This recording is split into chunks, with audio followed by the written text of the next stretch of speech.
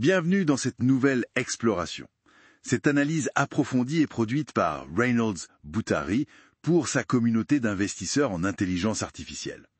C'est notre deuxième épisode d'une série de 4 où on résume le livre « L'intelligence artificielle pour les nuls ». Aujourd'hui, on se penche sur une question cruciale. Comment l'IA, comment elle redessine les secteurs économiques et surtout, où sont les opportunités d'investissement? Parce que ça bouge vite et il faut savoir où regarder. Oui, tout à fait. Et c'est un point essentiel pour les investisseurs. Une technologie, même prometteuse, elle doit être rentable pour durer. L'IA a eu ses cycles, mais là, on sent que le potentiel de valeur économique est, disons, beaucoup plus tangible. D'accord.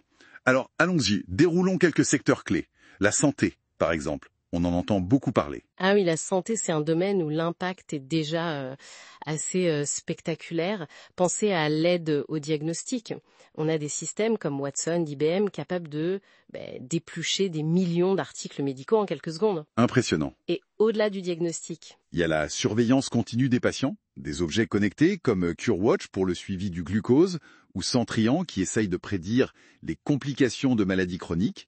L'idée, c'est d'être plus proactif. Et puis la chirurgie assistée par robots, comme avec le système Da Vinci qui apporte une précision incroyable. Sans oublier la découverte de médicaments. Là, des IA comme Atomwise analysent des structures moléculaires à une vitesse folle pour trouver de nouvelles pistes. Donc on va vers une médecine plus prédictive, personnalisée et peut-être moins coûteuse à terme. Pour un investisseur, ça veut dire regarder du côté des données de santé, de l'analyse, de la robotique médicale. Exactement. C'est là que se trouvent beaucoup d'opportunités. Et un autre secteur qui est complètement transformé, c'est le transport et la logistique, j'imagine. Ah oui, absolument. Les véhicules autonomes, c'est l'exemple le plus visible. Il faut savoir qu'il y a différents niveaux d'autonomie, jusqu'au niveau 5 où la voiture se débrouille toute seule. Et techniquement, c'est complexe. Très. Ça repose sur plein de capteurs. Le lidar pour la cartographie 3D laser, le radar, les caméras, les ultrasons, le GPS.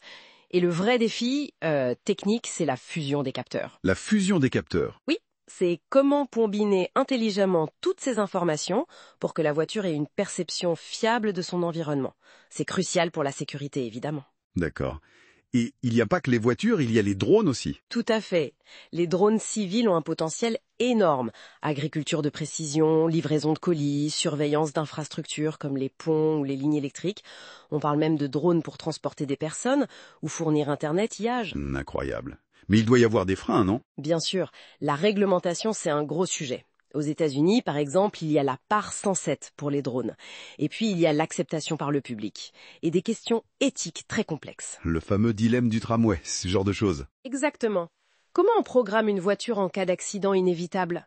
Ce sont des facteurs qui pèsent sur le déploiement et donc sur l'investissement. Logique. Et si on élargit un peu, l'IA touche aussi l'industrie, les services. Partout.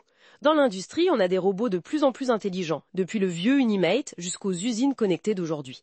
Dans les services, l'IA aide à détecter les fraudes, à personnaliser le marketing ou via les chatbots et les assistants, comme Alexa. Même l'exploration spatiale. Les rovers sur Mars comme Curiosity sont de plus en plus autonomes. Et l'IA analyse les montagnes de données des télescopes comme Kepler. En gros, l'IA automatise et crée de nouvelles capacités partout. Ce qui nous ramène à la question pour l'investisseur. Comment ça crée de la valeur concrètement? Alors, il y a plusieurs leviers. L'optimisation des processus, ça c'est un classique, la personnalisation des offres, l'aide à la décision pour des problèmes complexes, l'automatisation des tâches répétitives, la RPA, comme on dit parfois, Oui. mais aussi la création de services complètement nouveaux qu'on n'imaginait même pas avant. Et bien sûr, la réduction des coûts et des risques. C'est ça qui intéresse l'investisseur au final. Mais tout n'est pas rose. Il y a des obstacles, des défis. Ah oui, clairement, le coût initial peut être élevé, l'infrastructure, la R&D. Et puis il y a le nerf de la guerre, les données. Il en faut beaucoup et surtout elles doivent être de bonne qualité, fiables, bien gérées. Et gérer les données manquantes, les erreurs. Exactement, c'est un vrai casse-tête. L'expertise aussi, elle est rare et chère et il faut être lucide sur les limites actuelles de l'IA. Elle reconnaît des motifs mais elle ne comprend pas comme nous. L'argument de la chambre chinoise, ça illustre bien ça. Et puis bon, la réglementation et l'éthique, ça reste des chantiers en cours. D'accord. Donc face à ces défis, comment une entreprise peut-elle tirer son épingle du jeu? Quels sont les avantages concurrentiels? Plusieurs choses. Avoir accès à des données propriétaires, uniques et de qualité, c'est un atout majeur. Investir massivement et durablement en R&D, y compris dans le matériel spécifique, comme les GPU, les ASIC, les FPGA.